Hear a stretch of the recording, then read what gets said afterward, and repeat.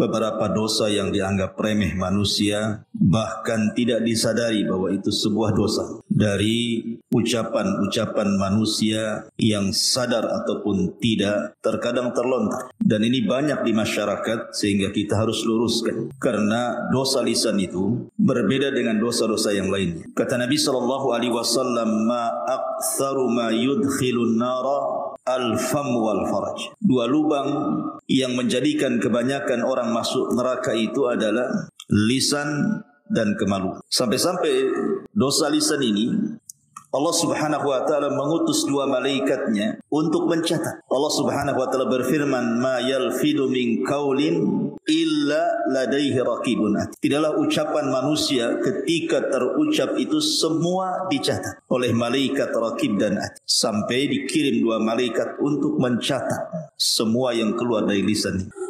Bahkan terkadang manusia dimasukkan ke neraka itu bukan karena banyak bicara.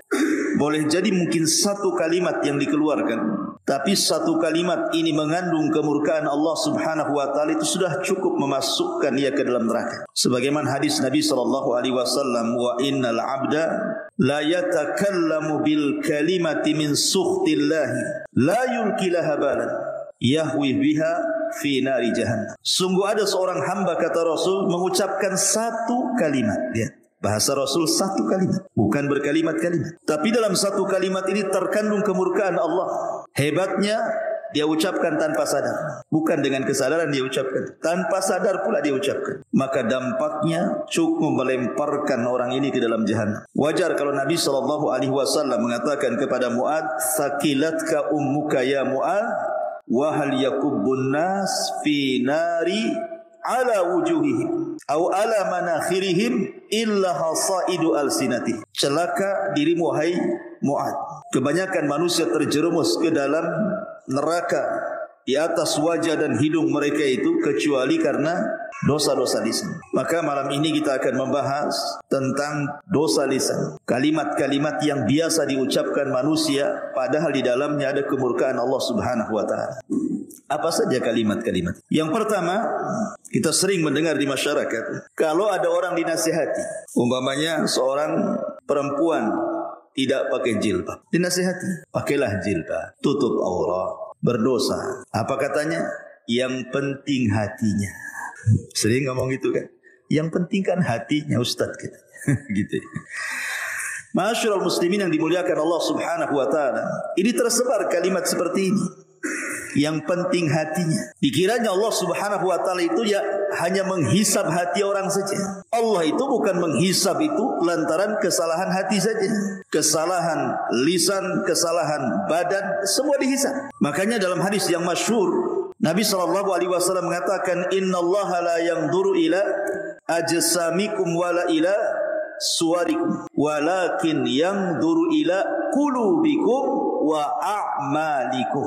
Allah memang tidak memandang bentuk tubuh kalian ataupun tidak memandang wajah-wajah kalian, tapi yang Allah pandang dua. Pertama hati, dan yang kedua amalan. Amalan ini mencakup badan dan lisan. Maka hati-hati kalau ngomong yang penting hatinya itu. Karena yang dihisab itu bukan hanya sekedar hati, saya ulangi, tetapi juga anggota badan dan juga lisan. Tadi hadis yang saya sebutkan, wa innal abda la yatakallamu bil kalimati min sukhtillahi la yulki laha balan yahwi sahibuha fi nari jahannam wa fi riwayatin tahwi bihi sab'ina kharifan finnar. Seorang hamba mengucapkan satu kalimat. Kalimat pakai apa? Pakai hati, pakai lisan. Kalimat itu dia ucapkan tanpa sadar. Rupanya kalimat itu mengandung kemurkaan Allah Azza wa Jal, cukup memasukkan dia ke dalam jahannam. Dalam riwayat dilemparkan ke dalam neraka jahannam sedalam 70 tahun. Maka hati-hati ngomong seperti itu. Yang penting hatinya. Orang yang ngomong yang penting hatinya pun belum tentu hatinya baik kan? Kalimat yang penting hatinya, emang hati anda yang ngomong begitu bersih? Kalau hati anda bersih, pasti akan melaksanakan perintah dan menjauhi larangan. Kalau bersih hatinya. Ketika anda mengatakan yang penting hati, menunjukkan hati anda ini kotor sebenarnya, tidak tunduk kepada syariat. Maka hindari kalimat-kalimat seperti ini. Ini kalimat pertama. Kemudian yang kedua, kalau ada orang dinasihati, umpamanya ini ya terbalik nih, wanita ini sudah berjilbab, panjang pula jilbab, pakai cadar, niqab, kaos kaki, kaos tangan gitu ya. Tetapi mungkin masih belum bisa meninggalkan perbuatan buruknya seperti ghibah, namimah, masih ada lah gitu. Muncullah kalimat apa? Daripada engkau melakukan ghibah, lepas saja jilbabmu. Buat apa pakai jilbab kalau lidahnya masih menggibah orang? Aneh kamu ini, kadang-kadang lidahmu lebih panjang daripada jilbabmu. Copot sajalah katanya. Masa orang suruh nyopot jilbab gara-gara ghibah? Anda harus paham, wa ma tuqaddimu min khairin ya'lamhu Allah. Kebaikan apapun yang Anda sodorkan kepada Allah, Allah pasti akan membalasnya, sekecil apapun. Sebagaimana sekecil apapun dosa yang Anda lakukan pun Allah akan mencatatnya. Jadi enggak ada hubungan kait antara jilbab dengan ghibah. Jilbab itu berpahala, ghibah itu berdosa. Tinggal ditimbang aja lah pahala dan dosanya. Sekarang kalau seandainya disuruh copot jilbab, copotlah jilbab dia. Kemudian bergibah, apa 2 kali lipat tuh kuadrat tuh dosanya. Udah nggak pakai jilbab, gibah lagi. Gimana sebenarnya? Masih mendingan pakai jilbab gibah daripada tak pakai jilbab, dia gibah kan? Dua-duanya dia kena. Sudah tidak nutup aurat, kena dia dosa. Ghibah kena lagi. Jadi kalimat-kalimat seperti ini tidak pantas. Cukup dinasihati ghibahnya saja. Jangan pula suruh lepas jilbabnya. Buat apa pakai jilbab? Kelakuannya kayak setan gitu. Ma'asyiral muslimin yang dimuliakan Allah Azza wa Jalla, ini tidak boleh. Atau umpamanya orang-orang yang terkejut. Orang-orang yang terkejut. Saya sering mendengar kata-kata itu, astaga. Astaga pula diucapkan. Ada lagi ditambah, astaga naga. Ada naganya pula situ. Atau ucapan yang lain apa ya? Jangkrik. Jangkrik pula keluar. Ada orang-orang yang terkejut itu aneh-aneh dia ucapkan. Harusnya atau mungkin terkadang ya, orang ini salah mengucapkan niatnya baik. Ketika terkejut itu harusnya dia mengucapkan subhanallah, dia katakan masya Allah. Harusnya mengatakan masya Allah, dia ucapkan pula subhanallah. Maksudnya apa? Kalimat subhanallah ikhwan itu artinya maha suci Allah. Seharusnya ucapan subhanallah ini diucapkan kapan? Ketika mendengar keburukan atau melihat sesuatu yang antum tidak suka. Jadi kalau antum melihat keburukan di hadapan antum tidak suka atau mendengar keburukan, antum ucapkan subhanallah. Ya. Tapi kalau antum melihat kebaikan di hadapan antum atau kabar yang baik, katakan masya Allah. Ditebalik kan antum. Wow, kalau mantap subhanallah, masya Allah. Ya. Begitu juga ketika terkejutnya karena apa? Kalau terkejutnya karena sebuah keburukan, lupa, ya, tertinggal sesuatu di rumah, itu kan keburukan namanya. Katakan subhanallah, lupa tadi. Nah gitu ya. Atau umpamanya antum ngutangi orang, nggak bayar-bayar, udah lupa dengan dia. Tahu-tahu bawa uang 1 koper, nih saya bayar, kan senang tuh. Masya Allah. Gitu. Jadi terkejutnya itu jangan pakai bahasa-bahasa lain. Ya, bahasa-bahasa terkadang naudzubillah, saya pernah mendengar orang-orang awam itu kalau terkejut pula bahasa-bahasa jorok yang dikeluarkan. Bahasa-bahasa jorok yang dikeluarkan, ini akan dihisab pada hari kiamat. Jangan. Ya, walaupun astaga ini apa? Bahasa apa astaga? Bahasa apa astaga? Hah? Tentu bahasa apa? Bahasa Melayu kan? Nah ya. Mungkin astagfirullah disingkat jadi astaga gitu ya. Maksudnya astagfirullah disingkat jadi astaga gitu. Masya Allah ya. Ma'asyiral muslimin yang dimuliakan Allah Azza wa Jalla. Atau mungkin bahasanya halus ikhwan. Bahasanya halus, tapi hakikatnya di dalamnya tidak layak diucapkan. Contoh umpamanya, ada orang melihat musibah, orang terkena musibah. Ya. Mungkin kemalangan, mungkin anaknya mati, keluarganya ada yang mati gitu. Pokoknya musibah lah. Dan kita kasihan dengan dia. Karena melihat musibah yang dideritanya, kita kasihan pula sama dia. Akhirnya dia ngomong gimana? Nggak layak orang seperti itu dapat musibah. Kasihan. Nggak boleh kawan ngomong seperti itu. Layak tidak layak dalam mendapatkan musibah itu Allah yang menentukan. Antum kira apa semua musibah itu jelek? Tidak. Terkadang musibah itu untuk mengangkat derajat. Karena Nabi SAW yang mengatakan dalam hadis, ma yusibul mu'min min syaukatin wa ma fawqaha illa rafa'ahu Allah. Tidaklah sebuah musibah menimpa seorang mukmin, apakah tertusuk duri atau mungkin di atas itu, terkadang Allah sengaja mengangkat derajatnya. Maka dulu ada orang soleh. Dia tidak punya anak kecuali satu. Orang soleh ini tidak punya anak kecuali satu. Dan dia sangat mencintai anak. Jadi Allah takdirkan anaknya meninggal. Anaknya meninggal. Kemudian dikebumikan ke pekuburan. Jadi murid-muridnya orang saleh ini, tiba-tiba berteriak dan mengatakan, "Ya Rabb, kenapa mesti anak guru kami yang saleh ini yang meninggal? Kenapa enggak kami saja? Kenapa enggak kami saja?" Maka orang saleh ini marah dan mengatakan, "Apa yang kalian katakan? Kalian itu sudah menentang Al-Quran." Kemudian dia membacakan ayat di dalam surah Al-Baqarah, "Wa ma min musibatin inna lillahi" itu gimana? Alladzina idza asabahum musibatun qalu inna lillahi wa inna ilaihi raji'un. Harusnya kalian mengucapkan inna lillahi wa inna ilaihi raji'un, bukan mengucapkan seperti itu. Kenapa enggak aku saja? Kenapa mesti dia kan? Kalimat seperti ini, ikhwan, ada kalimat halus seolah-olah orang ini menuduh Allah Subhanahu wa taala apa? Zalim. Menuduh secara tidak langsung mengatakan Allah zalim sama orang itu. Allah tidak zalim. Ketika Allah Subhanahu wa taala menimpakan musibahnya kepada seseorang, imma Allah sedang mengangkat derajatnya atau imma Allah sedang menyadarkannya. Allah tegur dia supaya dia jangan terus bermaksiat. Ditegur supaya sadar. Antum bilang kasihan, orang sedang diangkat derajat, antum bilang kasihan pula. Maka kalimat seperti itu tidak boleh. Atau mungkin sebaliknya. Mungkin menurut mata kita orang itu tidak layaklah sukses. Atau mungkin fisiknya cacat, tapi Allah Subhanahu wa taala bentang rizkinya. Kaya dia. Ya, usahanya masih bentang tikar aja. Pokoknya berhasil. Tiba-tiba kita nyeletuk. Masa orang kayak gitu kok bisa kaya? Coba. Masa orang kayak gitu? Nggak boleh. Karena Allah Subhanahu wa taala qasama akhlaqakum kama qasama arzaqakum. Allah itu sudah membagi akhlak kalian sebagaimana Allah membagi rizki-rizki kalian. Nggak boleh kita mengucapkan kalimat seperti itu. Karena langsung ataupun tidak, sadar ataupun tidak, Anda sudah menganggap Allah jahil. Mungkin Allah jahil, Allah bodoh. Ya, suka-suka dia ngasih gitu.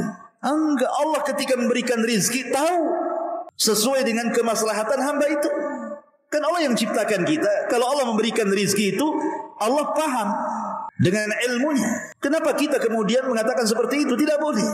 Karena kalimat seperti ini ada rahasia-rahasia yang tidak bagus. Ya, seolah-olah Allah Subhanahu wa taala jahil, tidak paham. Terkadang ikhwan, ada orang-orang itu sengaja Allah Subhanahu wa taala berikan kekayaan. Lau afqartuhu, kata Rasul dalam hadis qudsi, kalau seandainya aku fakirkan dia, la afsadat fi dini. Boleh jadi dia rusak agamanya. Atau ada di antara hamba itu, laman yasluhu illa al-faqr. Lau agnaituhu la afsadat fi dini. Atau ada orang-orang yang sengaja Allah fakirkan, enggak kaya-kaya, usaha macam mana pun enggak kaya-kaya dia. Sebab kata Allah dalam hadis qudsi, sebab kalau aku buat dia kaya makin rusak agamanya. Allah maha paham ya apa yang diberikan. Tidak boleh kita ngomong seperti itu. Dan ngapain pula antum ngurusi orang? Kok ngurusi orang pula? Itu hasad, ya kan? Maka kalimat-kalimat seperti itu tak layak diucapkan. Ataupun mencela waktu. Nah, ini yang sering. Ya, sial banget hari ini. Nah, sering antum dengar itu? Sial banget hari ini. Ataupun mengatakan, pamannya antum diajak ke sepak bola nih, hari Rabu pula. Ya, kemudian mengatakan, kalau Rabu pasti antum kalah. Jadi kekalahan dinasabkan ke hari Rabu, ya, atau hari Senin gitu ya. Ada sebagian mereka yang masih meyakini bulan Suro itu bulan petaka. Kalau datang bulan Suro, aduh ini bulan penuh petaka ini katanya. Bulan Suro dibilang petaka gitu ya. Tidak boleh. Atau lebih parah lagi di zaman edan katanya. Kamu yang edan bukan zaman. Ya. Kalimat-kalimat seperti ini tidak boleh. Kenapa demikian? Imam Syafi'i rahimahullah ta'ala mengatakan, naibuz zaman wal aibu fina wama lizaina atau wama lizamanina aibun siwana. Imam Syafi'i, naibuz zamana wal aibu fina wama lizamanina aibun siwana. Kata Imam Syafi'i rahimahullah ta'ala, kita mencela zaman, waktu, sedangkan yang tercela adalah kita. Tidak ada aib bagi zaman selain aib yang datang dari kita. Tidak boleh kita mengatakan zaman edan. Zaman itu enggak edan sejak zaman dulu, sejak terbit matahari dulu sampai terbenam, sampai hari ini begitu-begitu saja. Hari berlalu datang, minggu pergi datang, bulan entah kemana datang tahun. Semua sama dari dulu sejak Adam sampai sekarang, ya gini-gini saja waktu. Cuman ada yang makin ke sini, maksud mendekati kiamat, maka makin dipercepat waktu itu. Hanya itu saja. Tapi kalau kita celah zaman dengan mengatakan seperti itu, ini sial banget ini hari ini. Ini tidak boleh, karena langsung ataupun tidak Anda sedang mencela yang menciptakan zaman, yang membolak-balikan zaman. Kata Rasul, la tasubbu dahra fa inna ma ana dahr. Jangan kalian cela waktu. Aku yang membolak-balikan waktu, kata Allah. Jadi mencela waktu itu sama dengan mencela yang membolak-balikannya siapa? Allah. Allah untuk celah. Ya. Ma'asyiral muslimin yang dimuliakan Allah Azza wa Jalla. Walaupun dalam hal ini ulama membagi tentang hukum mencela waktu ini. Kalau maksudnya sekedar memberikan kabar saja, lil khabar saja. Pamannya memang hari ini panas luar biasa, panas sekali. Kemudian kita katakan, aduh, lelah kali hari ini. Ya, lelah kali hari ini karena panas. Itu tidak apa-apa, karena sifatnya khabar, menghabarkan. Tidak ada celahan di sini. Ya. Yang tidak boleh itu kalau seandainya kita mencela, sial kali hari ini, itu mencela. Edan kali zaman ini, itu mencela nama, itu tak boleh. Atau yang ketiga bisa jatuh kepada syirkul akbar. Kalau yang tadi mencela zaman bisa saja masuk kepada syirkul asghar atau haram. Tapi kalau dia mencela zaman atau meyakini zaman itulah yang membawa petaka, maka ini bisa syirkul akbar. Karena zaman itu tidak bisa apa-apa oleh yang putar. Ya. Menasabkan peristiwa kepada zaman itu salah. Ini juga di antara ucapan yang sering diucapkan manusia. Atau umpamanya berandai-andai. Di masyarakat kan suka tuh ngomong berandai-andai itu. Tapi bukan untuk lil khobar, bukan karena khobar menghabarkan, atau bukan karena sebuah nikmat, bukan. Kalau untuk khobar dan nikmat tidak ada masalah. Contoh umpamanya, seandainya kamu datang kemarin, wah, kami masak-masak nasi kebuli. Nah, itu tidak apa-apa, ngasih kabar, ya kan? Nggak ada masalah kan? Ya.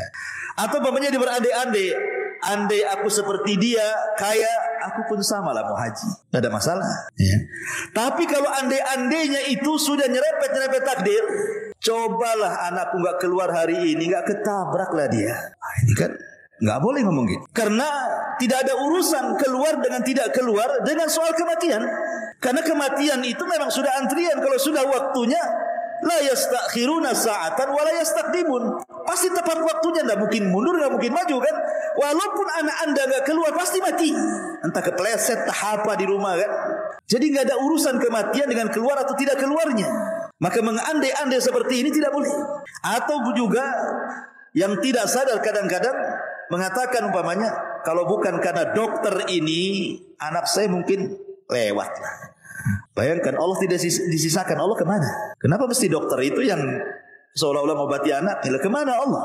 Padahal Allah mengatakan, wa idza maridtu fahuwa yashfin. Kata Ibrahim, kalau aku sakit Allah yang menyembuhkan.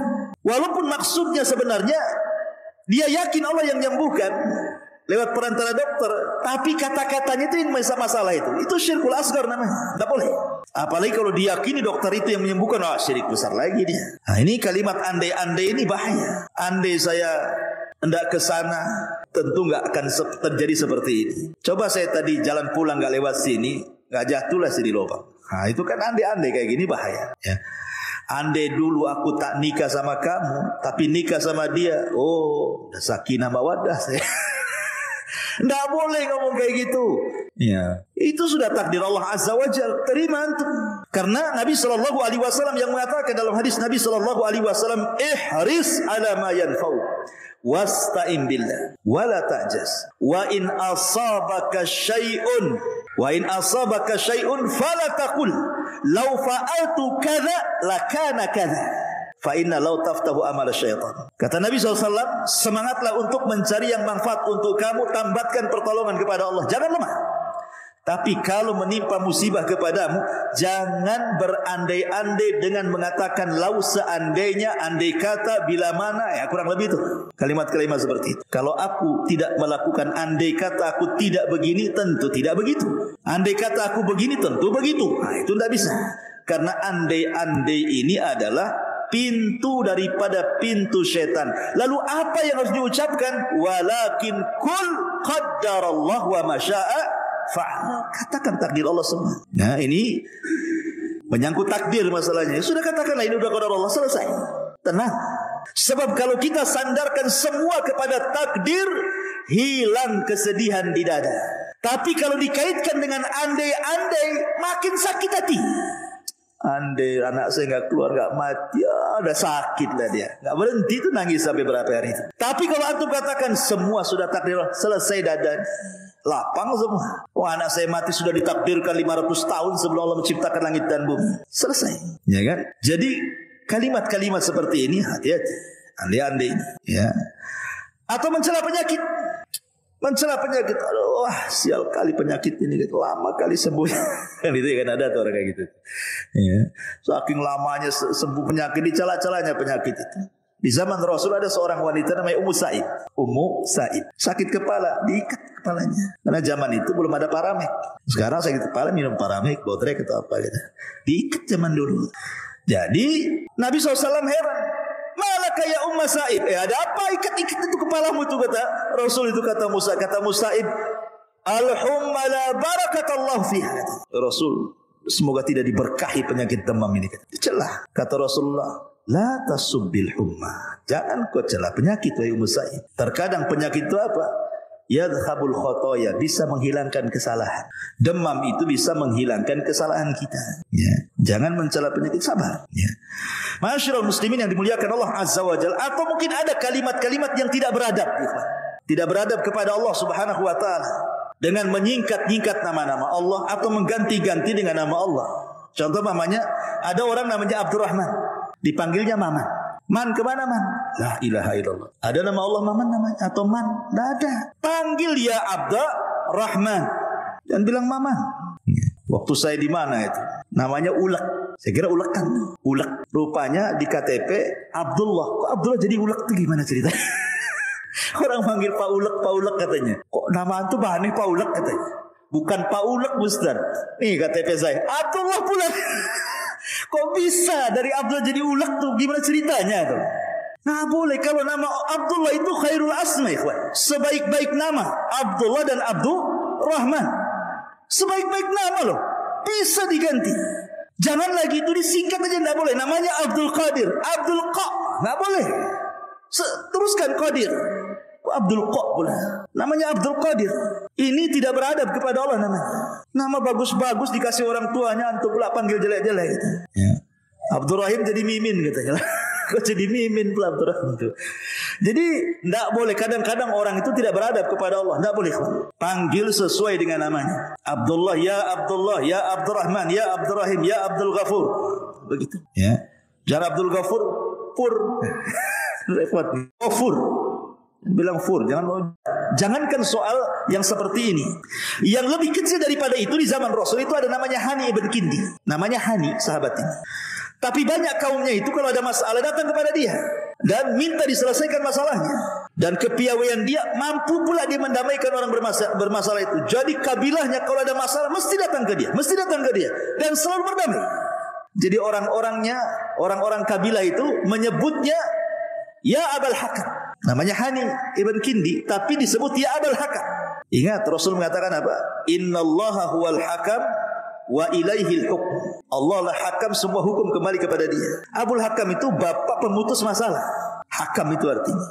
Maka suatu ketika berjumpa dengan Rasulullah, bercerita oleh dia, Rasul, kaumku apabila berselisih, mereka datang kepadaku. Aku pun berhukum dan mereka pun ridho dua-duanya. Maka orang-orang menyebutnya Abul Hakam. Kata Rasul, apakah kamu punya anak? Ya, punya anak. Berapa? 3. Laki-laki, semua laki-laki. Siapa namanya? Pertama Shureh, yang kedua Muslim, yang ketiga Abdullah. Kata Rasul, anta Abu Shureh, bukan Abul Hakam.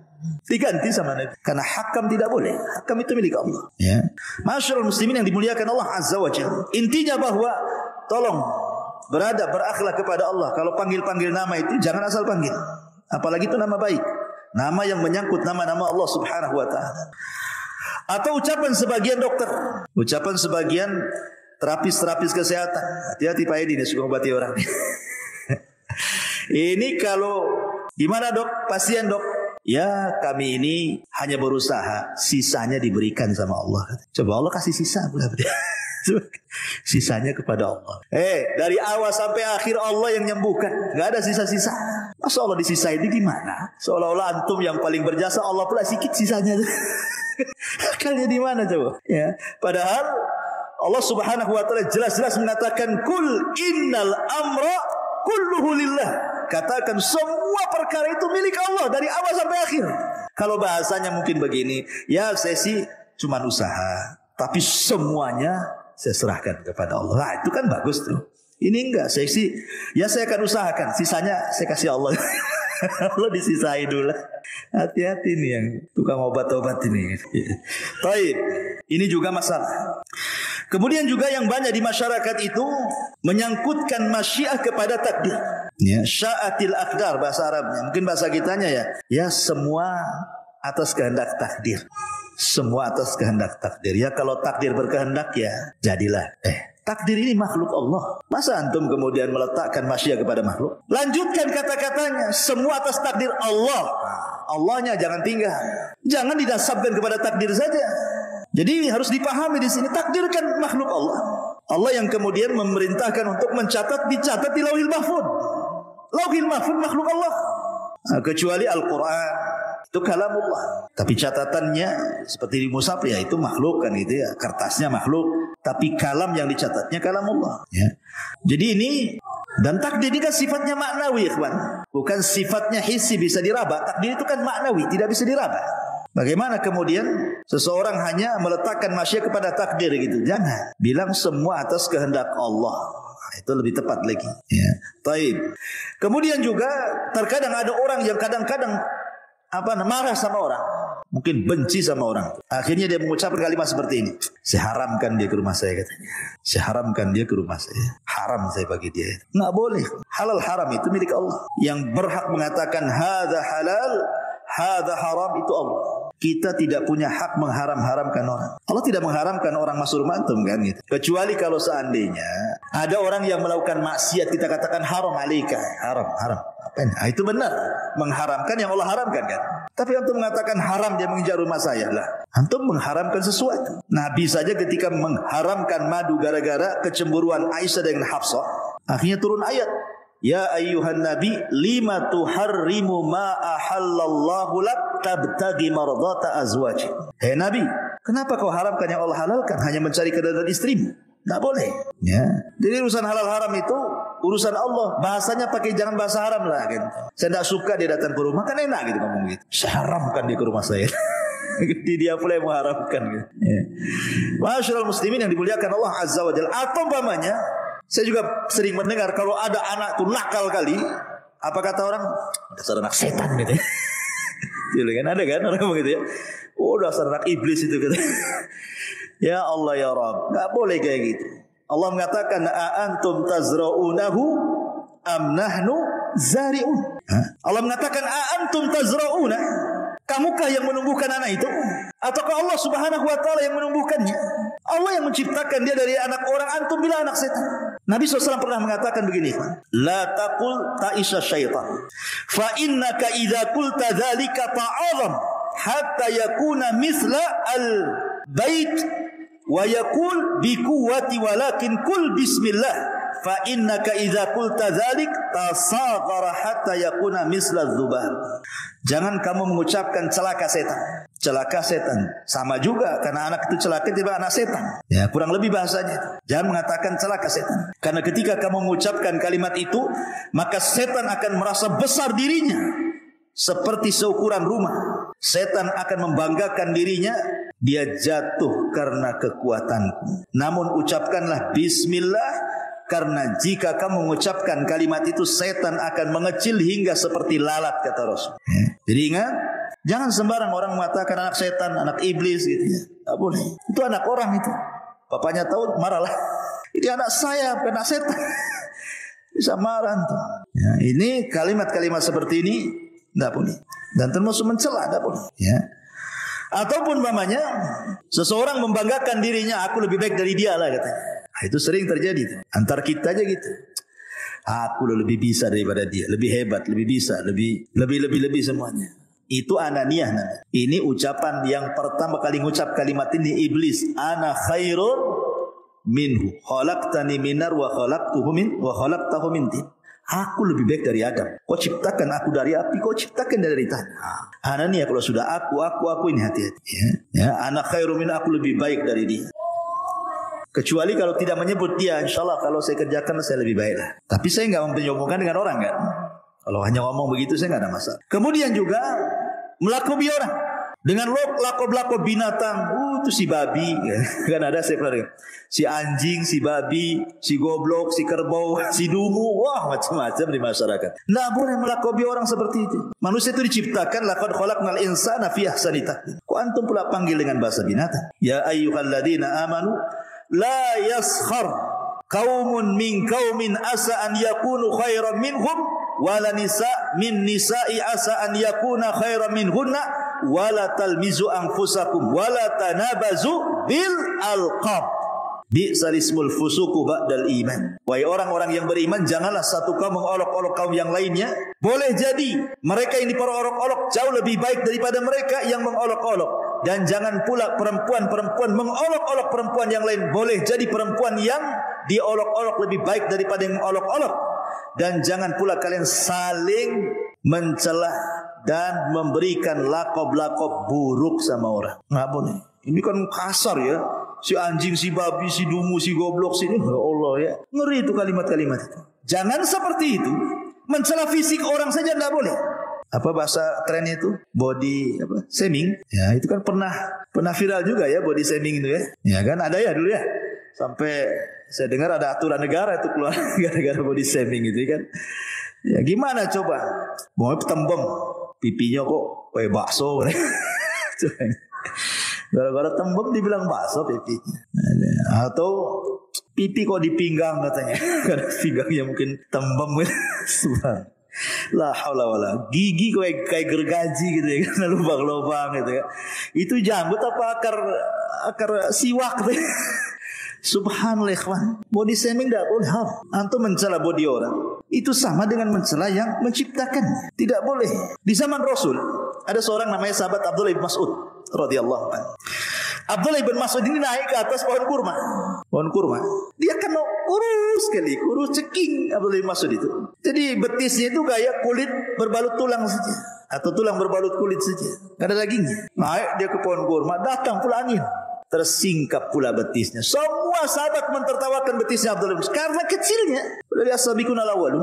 Marah Rasul dan mengatakan walladzi nafsi biyadihi la tadhaku katanya. Kemudian Rasul mengatakan lahuma, maksudnya betisnya Abdullah bin Mas'ud afqal fil mizani min jabalil Uhud kata Rasul. Jangan kalian mencela betisnya, kedua betis Abdullah bin Mas'ud.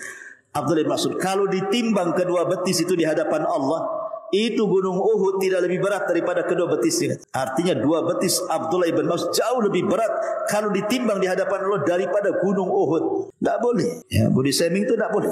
Mencela fisik orang. Ya, ketinggian pohon kelapa kan itu. Pendekan cebol atau apa istilahnya kan. Di masyarakat kan banyak tuh. Ya bahasa-bahasa yang kadang-kadang ngeri gitu. Gemuk bilang gajah kan itu. Coba yang kan. Gemuk dibilang gajah. Ya. Kurus dibilang apa? Apa istilahnya kurus? Nah, ceking kan itu. Nah, kalau ceking bahasa lain dari kurus ya tidak apa-apa lah kan. Kalau kurus mau dibilang apa namanya? Ya itu tuh lidi, badan kayak lidi kan. Tidak boleh. Ya, body shaming itu tidak boleh, haram dalam Islam. Makanya saya setuju juga negara buat pasal-pasal seperti ini. Ya. Taib. Kemudian juga yang lain, tatayur. Seperti orang mengatakan, wah malam ini pas ada yang mati nih katanya. Kenapa? Nampak ada burung hitam di atas gitu. Itu tatayur, tidak boleh. Menasabkan kematian kepada burung. Kemudian mata kiri berkedip-kedip. Aduh, sial nih kayaknya. Kenapa? Mata kiri berkedip-kedip. Apa urusan sial dengan mata berkedip yang kiri? Tapi kalau giliran tangan kanan pula yang kesemutan, wah ini pasti rezeki datang ini. Senang. Tidak boleh. Ini namanya tatayur. Tatayur itu tidak boleh. Atiyaratu syirkun, atiyaratu syirkun, atiyaratu syirkun kata Rasul. 3 kali Rasul mengatakan tatayur itu syirik. Tidak boleh menasabkan sesuatu kepada benda atau menganggap sial ataupun untung kepada sesuatu yang dilihat, didengar, dimimpikan. Kadang-kadang mimpi jelek dibilang dapat musibah. Mimpi jelek dari setan. Kalau mimpi jelek dari setan artinya tidak mungkin terjadi. Jangan dipikirin. Gara-gara orang stres, ada orang stres gara-gara mimpi buruk. Takut tertimpa musibah. Enggak. Mimpi buruk itu hanya sekedar mimpi, tidak mungkin terjadi dalam kehidupan nyata. Karena itu datang dari setan. Lain kalau mimpi baik datang dari Allah. Boleh diceritakan, dapat takwil bagus, mudah-mudahan diaminkan, dapatlah apa yang dicita-citakan, kan itu. Tapi kalau mimpi buruk, semua dari setan. Dan gak akan mungkin terjadi dalam kenyataan. Karena dari setan. Atau ghazwatul fikri, karena banyak pikiran kebawa mimpi. Kebawa mimpi, banyak pikiran, banyak hutang. Kebawa mimpi, akhirnya ditagih pula dalam mimpi. Kepikiran kan itu ya. Itu tidak akan terjadi. Ghazwatul fikri itu. Atau dari setan. Yang memungkinkan terjadi itu kalau mimpi baik. Nah, mungkinlah cerita. Karena memang Rasul yang nyuruh. Mimpi baik. Ya. Kemudian juga kadang ada orang-orang yang masih menasabkan kepada bintang. Mungkin usahanya si gulung tikar gitu. Nggak pernah sukses. Tanya kawannya, kamu itu lahir bulan apa sih sebenarnya sih? Mei. Patah saja. Kambingnya kayak kerbau katanya. Kambing domba tuh katanya. Bintang apa tuh? Ya. Atau mungkin orang cerewet kali itu. Jangan kamu lahir ini bintang kalajengking, suka ngatur. Itu ya. Nggak bisa tuh ngomong kayak gitu dikait-kaitkan dengan bintang, karena ini nggak boleh, ini nujum. Nabi SAW mengatakan man iktabasa ilman minan nujum faqad iktabasa syu'batan minas sihri zada ma zada, kata Rasul. Siapa yang memperdalam ilmu perbintangan, maksudnya ilmu taksir bukan tasir. Kalau tasir enggak apa-apa kayak digunakan BMKG, tapi kalau taksir mau bintang memberikan pengaruh kepada peristiwa bumi, itu yang tak boleh. Siapa yang mempelajari ilmu perbintangan untuk ilmu taksir, maka dia sama dengan mempelajari sihir, makin dalam makin kufur dia. Ya ini walaupun ngomong-ngomong kayak gini tetap tidak boleh. Bercanda Ustaz tetap tidak boleh. Candaan-candaan yang mengandung dosa tidak boleh. Tidak boleh bercanda untuk berbuat dosa. Ya. Atau yang lebih parah lagi, kalau di Batam masih nggak tahu ya, masih ada. Kalau di kampung masih ada lah. Kalau lewat di tempat-tempat yang angker permisi pula. Permisi sama siapa? Sama pohon. Sekali pohonnya ngomong, ya apa nggak susah orang itu. Pohonnya ngomong, ya katanya, apa nggak stres tuh? Ya, nggak boleh kalimat seperti itu, permisi. Kadang ada juga yang nanya sama saya, kadang-kadang nggak pakai permisi Ustaz kalau naik motor itu, pakai klakson, tit katanya, pakai klakson. Coba kalau jinnya lagi tidur atau klakson, apa nggak bangun dia? Nggak boleh, kawan. Kalimat-kalimat seperti ini nggak boleh karena disebutkan dalam sebuah hadis dari Khawlah binti Hakim radhiyallahu an. Jadi dia pernah mendengar Nabi mengatakan, "Man nazala manzilan, thumma qala a'udzu bikalimatillahi tammati min syarri ma khalaq." Apa kata Rasul? "Lam yadurhu syai'un hatta yartahil min manzilihi dzalik." Barang siapa yang singgah atau lewat di sebuah tempat yang menakutkan, maka ucapkan apa? A'udzu bikalimatillahi tammati min syarri ma khalaq. Cukup kalimat ini diucapkan, maka tidak ada yang memadaratkan kamu sampai kau pergi dari tempat itu. Islam sudah memberikan, ngapain untuk permisi? Permisi ini memang sebuah kesopanan bagi manusia. Misi Pak, sopan, bagus. Tapi kalau diberikan sama jin itu nggak boleh sopan-sopan sama mereka. Permisi, makin senang iblisnya. Ya. Jadi nggak boleh.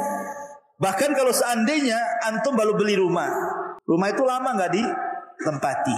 Abdullah ibn Umar radhiyallahu an mengatakan, "Idza dakhala al-baita ghairal maskuni falyaqul assalamu alaina wa ala ibadillahi salih." Apa kata Rasul, kata Abdullah ibn Umar, jika seseorang masuk di rumah yang tidak berpenghuni, sudah lama ini nggak ditempati, antum pulang kampung banyak lama nggak ditempati, itu 2-3 bulan di kampung baru datang kan rumah lama nggak ditempati, maka ucapkan assalamu alaina wa ala ibadi as-salihin. Salam bagi diri kami dan salam bagi hamba-hamba Allah yang saleh. Maksudnya boleh jadi ada jin-jin muslim dalam rumah kita ini yang menjawab salam.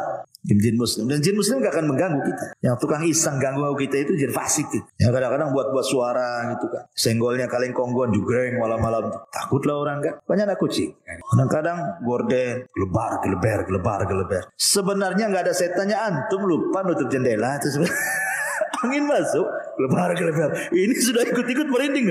Apa gorden digugur gerak-gerak gitu ya kan? Ya, ikhwan, atau mungkin suara angin. Memang setan itu akan masuk dalam semua media, entah angin, entah suara, entah bayangan. Memang sengaja nakut-nakuti kita sebenarnya. Makanya kata Nabi SAW, kalau antum lewat ke sebuah tempat yang menakutkan dalam rumah, cukup menyebutkan Bismillah wala tubali, kata Rasul. Ya. Orang takut nih mau keluar rumah, entah ada barang yang tertinggal di luar mau ngambil, malam-malam pula gitu kan. Anjing tangga pula berisik gitu ya. Gelap pula lampu, hujan pula deras. Lah ilah, samping kuburan pula rumahnya makin lah kan gitu kan. Jadi cukup mengucapkan Bismillah, jangan pedulikan. Atau ibu-ibu ini mau ngambil sesuatu di dapur, haus, malam-malam, jam 1 bangun, listrik mati, penerangannya pakai handphone aja. Kemudian di center-center gitu, mana nih minuman letak di mana, mulai takut. Maka kata Rasul, Bismillah, jangan pedulikan di dapur, ambil air, bergegas. Kalau takut, lari. Tapi jangan ditabrak-tabrak. Minum, sudah selesai. Bismillah. Takut kepada setan tidak syirik, karena setan itu musuh kepada kita. Sama dengan kita takut sama orang jahat, tidak syirik. Ya, ada orang ancam kita, saya bunuh kamu, wajar kita takut. Ya, takut sama setan juga wajar, karena setan musuh kita. Yang tidak wajar itu kalau kemudian kita ladeni mereka. Browsing dia, setan takut sama bawang gantung katanya. Gantunglah semua bawang itu di pintu, sama garam disebarlah, habislah budip dan budapur. Ikhlasnya sayang kan. Itu apa coba? Atau teriak-teriak, hei siapa di dapur? Sekali ada yang jawab, bapak antum gak stres. Kan gitu. Jadi tidak boleh, nggak usah, kata Rasul, jangan dipedulikan, cukup baca basmalah saja. Beranikan, karena hakikatnya mereka juga takut dengan kita, sebagaimana kita pun takut sama dia sebenarnya. Jadi kalau kita berani, mereka takut. Kalau kita takut, mereka pula yang berani. Sekarang adu mental aja di situ tuh. Antum adu mental di situ.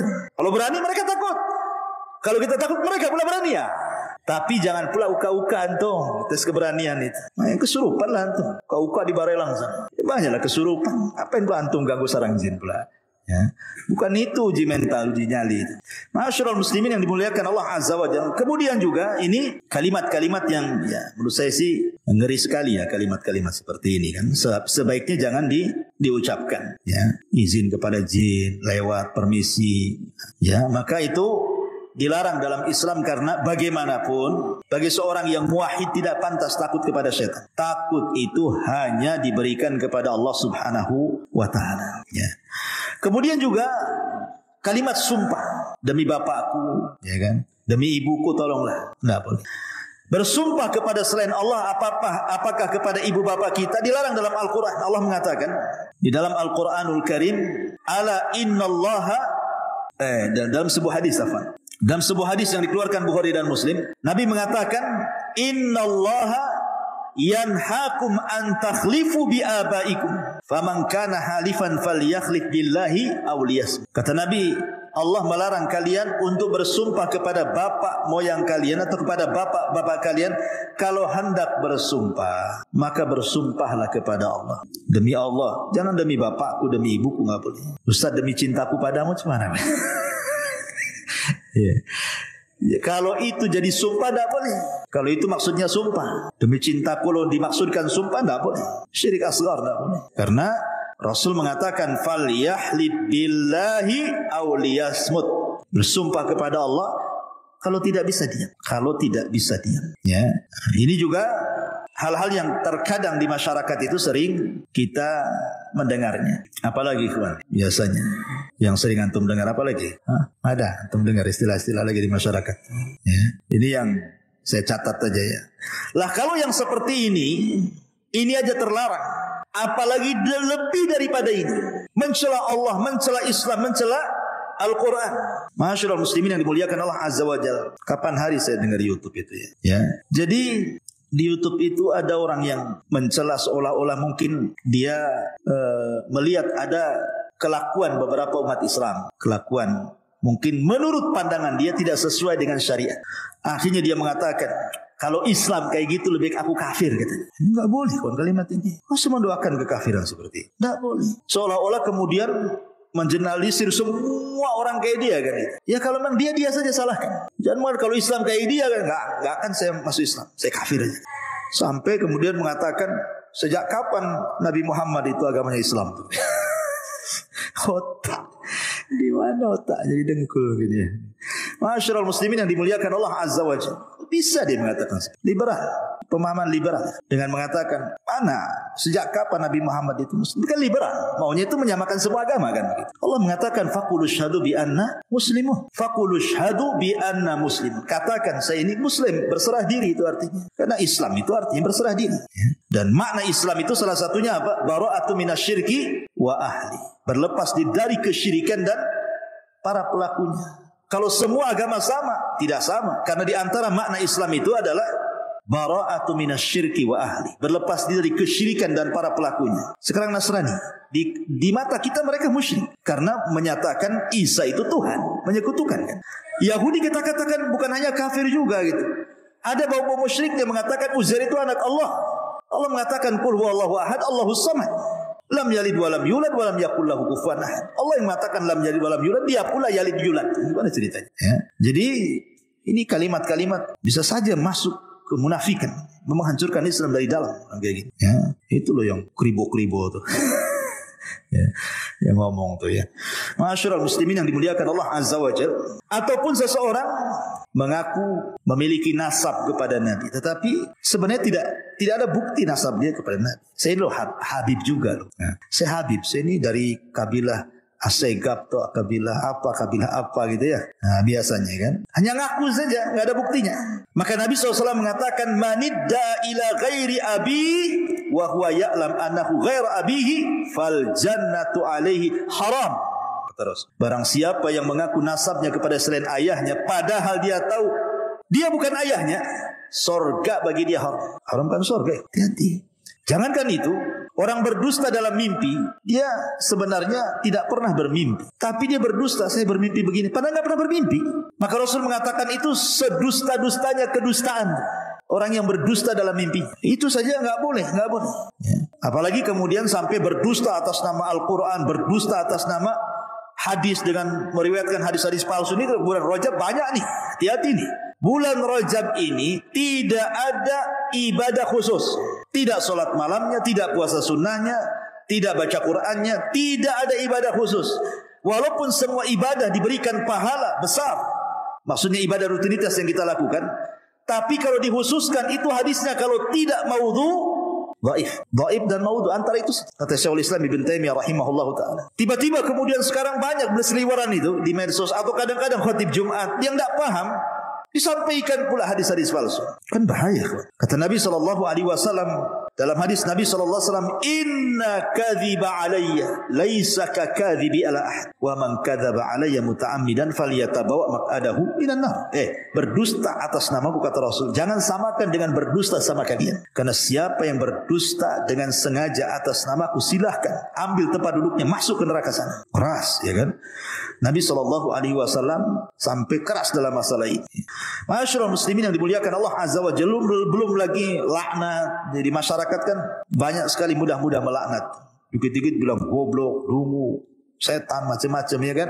Ucapan-ucapan itu makin di orang awam biasa kalimat itu. Tapi kita orang yang sudah ngaji ini takut mengucapkan kalimat. Karena Rasul mengatakan la yakununa la'anuna wala syuhada yaumal qiyamah. La yakunu la'anun syufa'a wala syuhada yaumal qiyamah. Tukang laknat itu tidak akan dapat syafaat, bahkan tidak akan jadi saksi pada hari kiamat. Diharamkan syafaat bagi dia. Naudzubillah. Pada orang di yaumul akhir itu syafaat diperlukan karena itu yang bisa menyelamatkan. Ini orang pelaknat ini tidak akan dapat syafaat.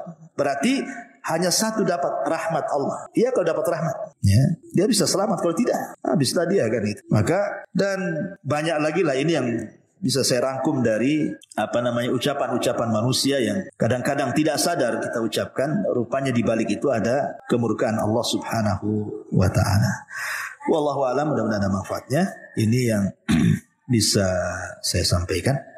Subhanakallahumma bihamdika asyhadu an la ilaha illa anta astaghfiruka wa atubu ilaik. Allahu taala alam. Assalamualaikum warahmatullahi wabarakatuh.